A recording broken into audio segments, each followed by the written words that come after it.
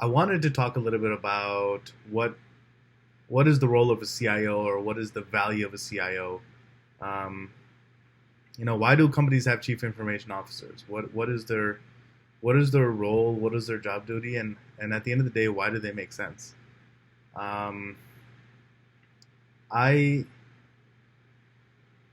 I'm sure there's some official definition for what a chief information officer is, and it's not just chief information officer. We can call it CXO, X standing for any letter of the alphabet. So it could be CDO, chief data officer, or chief digital officer, or CTO, chief technology officer.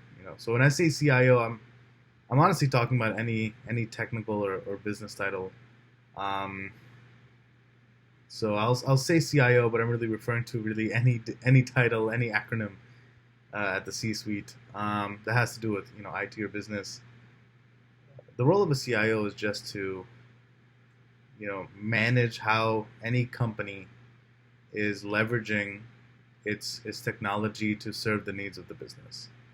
I'm sure there's better definitions. I'm sure there's even simpler definitions that are more succinct and more all encompassing in terms of their scope or what they include. But that's just, at the end of the day, that's just my job. My job is to make sure that we're using technology in a smart way to support business, right? Even if our business involves technology, we have to make sure we're using technology intelligently to drive future business.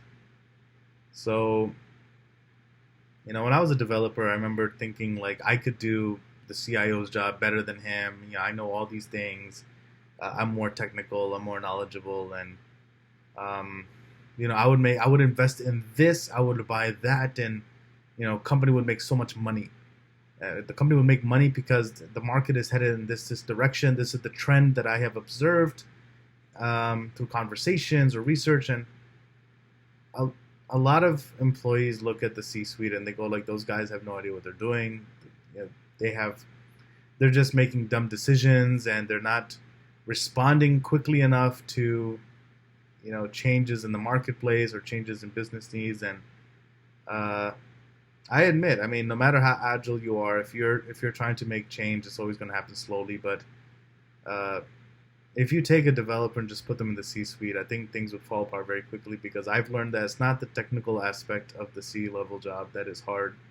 It's the mindset, right? So, I've been a developer. I've looked at the C-suite. I've said, oh, I could be a CIO. And now that I'm a CIO, I'm like, I would have been a terrible CIO, because not that I've retained a lot of my technical knowledge, but if I had it, um, I think if anything, it would actually impact or impede my ability to be effective, because I think if you're too technical, you sometimes, if you know or understand the details, then it gets easy to get distracted by the details, or get distracted by the small pieces of the overall picture.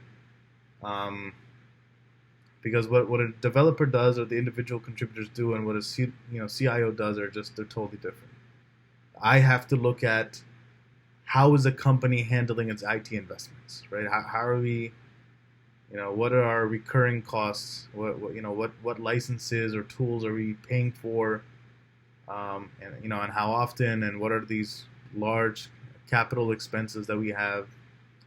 How can I conduct forecasting? What are our human capital needs? I mean, we have this many employees right now. How many are we going to need next year? How many are we going to need 3 years or 5 years from now? What initiatives are in the pipeline? I mean, if we have a project that involves Magento or some other technology, do we have that? Do we have those assets? Do we have people who have those skills? If not, then I have to think about initiatives that are going to involve people, hiring people who know Magento. That's going to go into my forecasting and my future, planning and analysis. I have to look at, where can we save money, and where can we maximize our ROI? What tools exist? That's a huge thing, is working with vendors, constantly networking, just looking at what new technologies can I bring in, or likewise, how can I better leverage or more efficiently leverage existing technology. So it's not just about constantly looking for new stuff. It's also, what are new ways we can use our old stuff. Um, if we have on-premise servers, sometimes it makes sense and sometimes it doesn't. Sometimes there's valuable real estate you have to think about. That's something CIO has to think about, is if I get rid of all these servers and we go online, like what what are the cost savings, what's the ROI, and how can we repurpose the space that we have. Like that's something non-technical that a CIO will think about, is the physical space taken up by, racks and racks of servers. And if we have an internal customer success center, customer support, if I outsource that to overseas or something, not just the monetary cost, right? How can we maintain good consumer experience? And then how can we repurpose some of the equipment that will be left over by our in-house customer support? If we outsource those jobs, what can we do with that? If we find ways to automate, sales, if we get software that will make people, the people who do sales, if we can make their lives easier, how much more productive can we expect them to be? What are the best softwares to help them automate? And, can we basically just try to predict, over time, like what are the monies that will be achieved by investing in sales and investing IT for sales? How can we measure the success of R&D or internal support? I mean, how many tickets are the teams that handle internal employee support? Like how many tickets are they clearing out? Do they have a good CRM? So just looking at every department, every business unit independently, looking at what is their output? Could they be more productive? Could they generate more revenue? Could they have any cost? Are there any areas for cost savings? Those are things that you look at. You look at the big picture, and it's not easy. It's not easy because I used to think that every company just bought every license for every employee. That's not the case. There are teams that don't have Microsoft Office licenses because their work doesn't require it. There are teams that don't have. I mean, everyone usually has Teams or access to like the chatting, application and the email, obviously, and the storage. But, not everyone needs IntelliJ, right? We're not going to buy a license for IntelliJ for everyone, right? We're just going to have it for the developers. That's something to keep in mind. So when you're looking at licenses, there are licenses that everyone's going to use, and then there are licenses that are team specific, right? Quality assurance is going to have testing tools that no one else is going to have. Security team is going to have testing tools no one else is going to have. The sales team is going to have Salesforce Lightning or something else, and I have to, we have to do all this math and we have to track everything. And innovation is a huge thing for CIOs. We don't just look at the products we have today. It's not just about supporting them, making them 508 compliant, making them security compliant. It's also like, where are we taking these products? Where is our these websites that we have? Where are they going to be a year from now? Where are our applications going to be a year from now? Our softwares and services and solutions, where are we taking them, right? We have to constantly innovate, and that's the problem with the current market, is that you can never just maintain the status quo. You can never just kind of be content or satisfied. The customers, I don't know if they just have short attention span or what, but they are never happy. Customers always want you to innovate. They want you to enhance. They want you to improve. They want you to change the interface. They want you to add functionalities and remove old functionalities and make things more streamlined, make things more polished. So that's another thing a CIO has to look at, is like, where can we take the company a year from now? Where's it going to be 3 years from now, 5 years from now, 10 years from now? What is this application going to look like? How can we envision a future where we are remaining competitive? We are still providing good consumer experience. I think developers think that things are easy because they're just so used to people feeding them information, people feeding them requirements, people telling them what to do specifically, right? If you tell a developer to just, guess or just start making decisions with little to no information, it's going to be very frustrating. Because I know my developers. I know the developers I work with.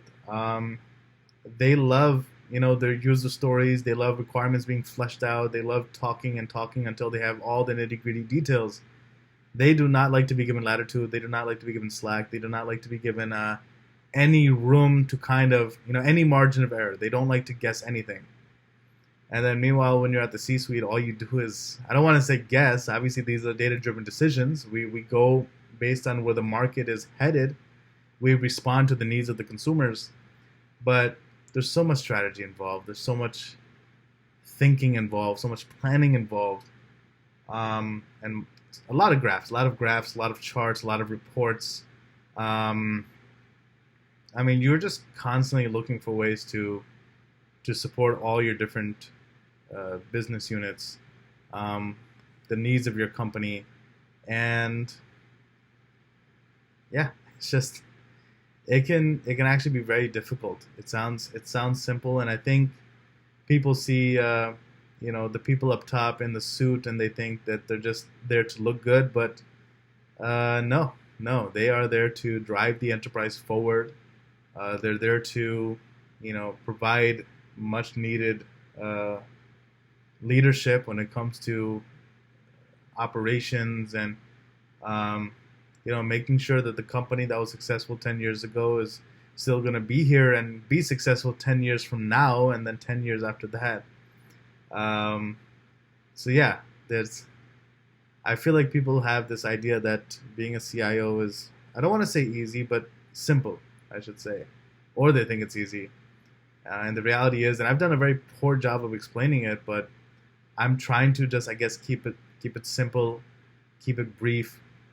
But that the C-level job is not what everyone thinks it is. It's not what I thought it was going to be. I mean, I thought it was just about bossing people around. I think bossing people around is very little of what I do. At the end of the day, when it comes to working with my reports, my direct reports, people who report to me, um, I mean, I develop visions, and I entrust and empower my employees to, take that vision off the table, and breathe in new life, and execute, right? Take these conversations and turn them into deliverables. And I trust my resources. I trust my architects, my subject matter experts, my directors to, take loose frameworks or loose ideas, and then work with me over time, and work with, the customers, the end users, as well as the individual contributors, the people who are going to be executing the work at the granular level, right? We work at different levels and have conversations to ensure that there's good alignment, everyone knows what they need to do, and ultimately, they have a part in helping me develop vision and making it more polished, so that it makes sense to, whatever I'm trying to deliver to the enterprise.